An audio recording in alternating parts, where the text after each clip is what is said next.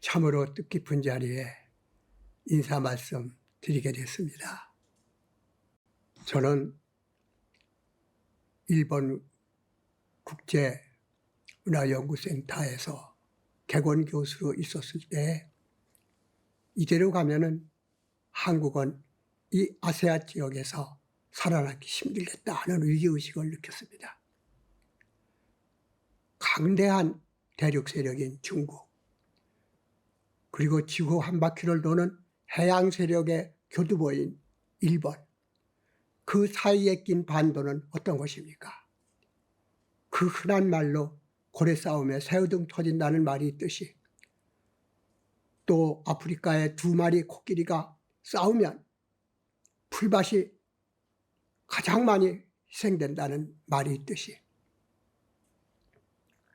언제나 대륙과 해양이 만나는 그 경쟁과 패권 싸움 속에서 희생된 것은 반도의 한국인이었습니다.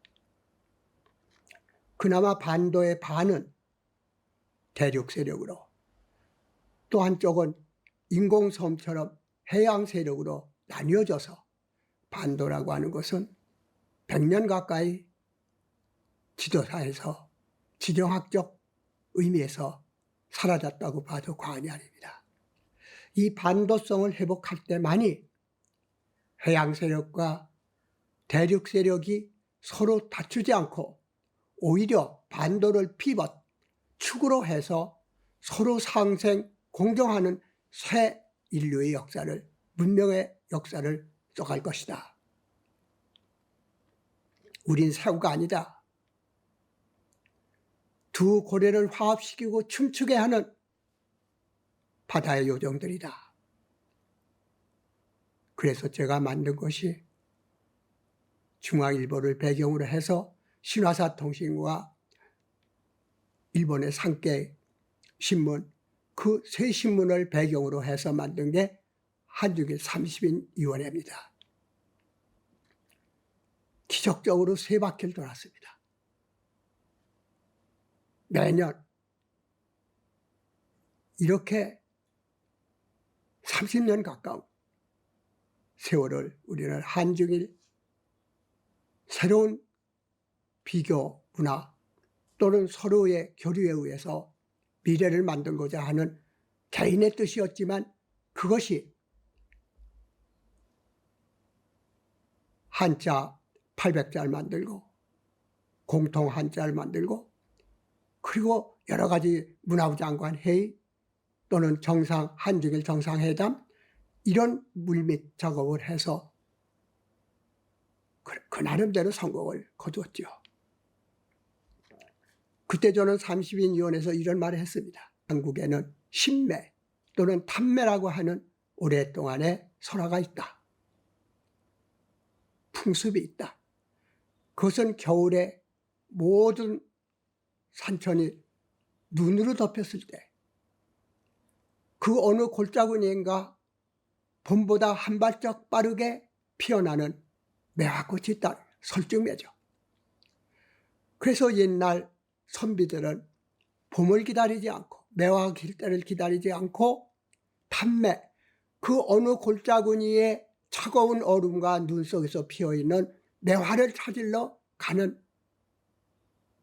하나의 문화적 유전자를 우리들에게 줬다. 이 탐매 정신, 신매, 매화를 찾아가는 그 마음이 삼국에는 어떤 경제적, 정치적 여건 속에서도 우리의 그 언강물 밑을 흐르는 하나의 난류처럼, 따뜻한 물처럼 우리에게 흐르고 있을 것이다. 그것을 키우자. 이렇게 한중일 대표들이 모인 자리에서, 원래 제 아이디어에 의해서 만들어진 것이기 때문에 제가 주제 발표를 했던 것이죠. 그때 낙하선에 한국에서는 이홍구, 그리고 중국에서는 전 수상, 이분들이 모여서 내각 규모의 엘리트들이 대표하는 문화인들이 한중일 현인회를 또 우리는 32년이라고 합니다마는 중국에서는 한중일의 명사의 하나의 모임을 갖게 돼서 매년 돌아가면서 개최를 했던 것입니다. 저는 여기에서 만족하지 않고 한중일 비교문화연구소라는 것을 비교문화연구소를 만들어서 이것도 10여 년 동안 함께 개인으로 문화재단을 만들어서 운영해 왔던 것입니다. 그러나 시대가 바뀌고 제 자신이 건강이 나빠지면서 저는 결국은 중화일보를 사직하고 한중일 비교문화연구소도 문을 닫고 이렇게 해서 제 머릿속에 그리던 한중일 3국의 문화에 공유하는 가치, 세 나라가 다 같이 추구하는 아시아적 가치 속에서 새로운 아시아 시대에 세계가 함께 발전하고 또 함께 새로운 미래를 창조할 수 있는 힘의 중심점이 되자. 변변치 않는 것이지만 여러 가지 책도 간행하고 강연회도 하고 하면서 제가 한중일 비교문화연구소의 이사장을 하면서 이끌어왔습니다마는 그건 역시도 무너지고 말았습니다. 그런데 오늘 영산대학에서 이사장님과 총장님의 뜻으로 한중일 제가 꿈꾸던 그대로의 또 하나의 비교연구소가 만들어지게 됩니다. 참으로 고마운 일이고 개인적으로 말입니다. 나라나 또는 앞으로 올 아시아 시대를 위해서도 큰 교두보 역할을 하게 될 것이라고 믿습니다. 어느 대학도 어느 조직도 제 꿈을 이어줄 만한 곳이 없었습니다마는 총장님과 이사장님의 뜻으로 정재서 교수가 그 소장직을 맡고 이배영 전 이대 총장님 그 다시 학회에서 한국학을 하면서 또 한중일을 참여하는 한 멤버로서 발족하게 됩니다. 이미 이야기를 했습니다마는 세계 어느 나라에 꽃이라고 하면 다 여름을 구가하고 봄을 자랑하고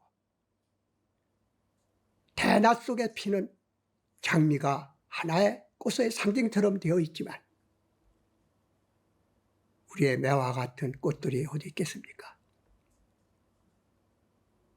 대낮 다 그만두고 으스름한 달밤에 그것도 영창에 어리는 그림자입니다. 일찜에 탐스러운 매화꽃들이 아닙니다. 가지에 묵은 가지에 꼿꼿이 하늘을 향해서 올라가는 새로운 가지 위에 매화 한두 송이 피는 그 일찜에 이것이 우리만이 간직하는 정서요 가치가 아닌 것입니다. 앞으로 문명이 더욱더 기계 문명, 디지털 문명, 인간을 떠난 AI, 사이보그, 사람을 떠난 사람 냄새가 없어져가는 그 시대에 있어서 매화의 향기는 바로 우리 자신들이 간직하고 그것을 보여주는 마지막 보루라고도 할 것입니다. 어찌 매화 한 송이겠습니까? 찾아보면 사군자의 난초, 내란국죽이 있고 세한사무의 그 소나무가 있고 또 십장생에서 뜻하는 우리의 그 장수, 불사가 아니라 살아있는 동안을 깨끗하게 어떤 환상적인 영생불사의 영약을 찾는 것이 아니라 살아있으면서 마지막 자연 그대로의 생을 마치는 이 장수에 담겨진 양생의 뜻, 자연을 따르면서도 최대한의 자연을 아름답게 그리고 길게 보존하고 양식해가는, 양생해가는 그 신선의 정신,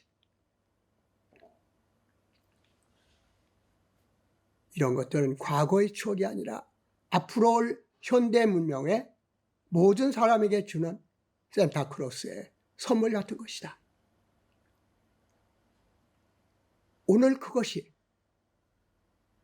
바로 그 얼음 위에 눈더미 속에 피어있는 그 꽃을 찾으러 떠나는 탐매의 파이오니아들, 오늘 이 자리에 모이신 분들 모두가 탐매를 하기 위해서 가파른 미끄러운 추운 겨울 골짜기를 가기를 서로 마음속에 다짐하고, 그렇게 우리는 오늘 그 길을 떠나는 것입니다. 험한 길이겠지요. 그래서 저는 끝으로 구체적인 프로그램을 이야기합니다. 그 중국인이었던, 한국인이었던, 또는 일본 사람, 그 외의 외군이었던 한중일 관계의 공유한 가치를 새로운 미래의 창조적 동력을 쓸 수 있는 연구를 하는 사람이면은 오늘 발족하는 한중일 비교연구소의 모든 식구가 된다. 돈을 주는 게 아닙니다. 등록한 멤버가 되는 것이 아닙니다. 우리가 그들의 재료를 모으고 그것을 아카이브화하고 그걸 연구한 사람이 세상을 떠나면 그 업적을, 유작들을 보존해주고, 이렇게 함으로써 한중일 연구, 아세아 연구를 하시는 분들이 외롭게 사학장을 부르지 못하고 떠나는 그 사람들의 뒷바라지를 하는 역할을 구체적으로 해달라는 것입니다. 명단만 작성해도 됩니다. 대학을 떠나는 정년된 교수들의, 한중일 연구가들의 데이터베이스만 만드셔도 됩니다. 어려운 일은 아닙니다. 그리고 영산대학의 학생들을, 뜻을 가지고 있는 사람들에게 멘티 시스템으로, 멘토링 시스템으로 한중일을 연구한 그분들하고 1대1로 관계를 맺어줍니다. 이렇게 해서 전문자만 모이는 것이 아니라 미래 한중일 연구를 하는 학생들이 바로 이 대학에서 세계로 뻗어가야 되는 것입니다. 짧은 안목으로 보면 칼자루를 쥔 사람들,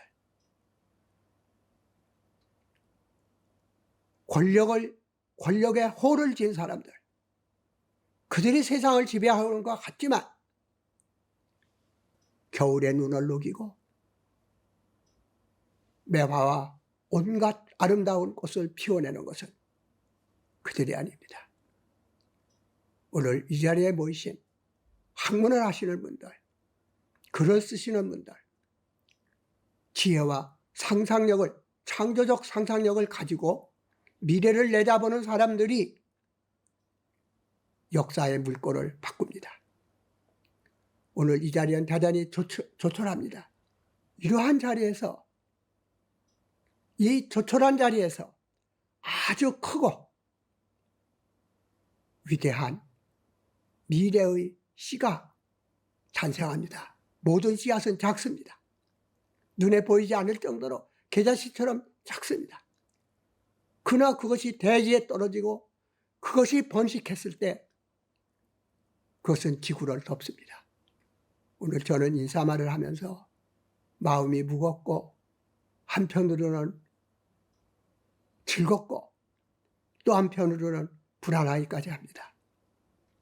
이미 끝난 줄 한 한중일 비교문화연구소의 꿈이 좀비가 되어버렸다고 생각한 그 프로그램들이 오늘 이 자리에서 다시 부활하고 제가 생각한 것보다 몇 배나 몇십 배나 풍요한 한중일 연구소의 하나의 교두보가 되고 중심점이 되는 그날이 반드시 이루어지는 소망과 그걸 위해서 많은 고난을 겪어야 하실 여러분들과